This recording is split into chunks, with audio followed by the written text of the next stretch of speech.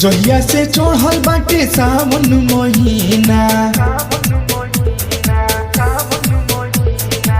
जहिया से चढ़ल बाटे सावन महीना, देवघर जाइब हम साचे कहीना। हो गई शादी लेके जाइब ना लभर, होखे न सबरी जाइब देवघर। सैया हमारा बताड़ी छोड़ी के शहर, होखे न सबरी जाइब देवघर। सैया हमारा बताड़े छोड़ी के शहर।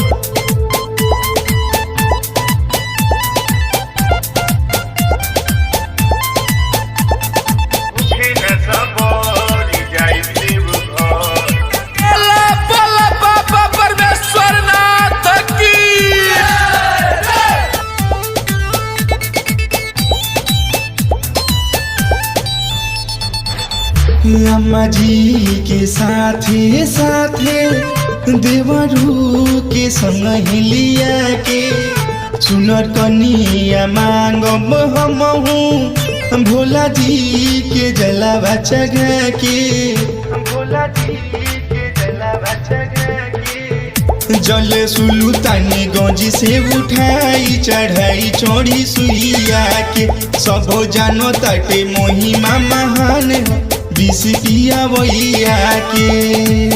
थोड़ा चाहे छाला पड़ी धोई के डगर, होखे न सबरी जाइब देवघर। सैया हमारा बताड़े छोड़ी के शहर, होखे न सबरी जाइब देवघर। सैया हमारा बताड़े छोड़ी के शहर।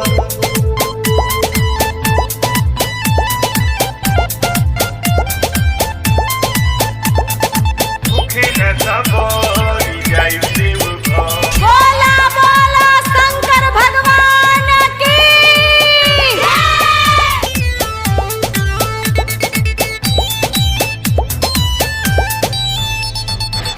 नैहर के साधु हमार ससुरा में पूरी रामा, देवघर के पेड़ा किने वाइब जरूरी रामा, वाइब जरूरी रामा।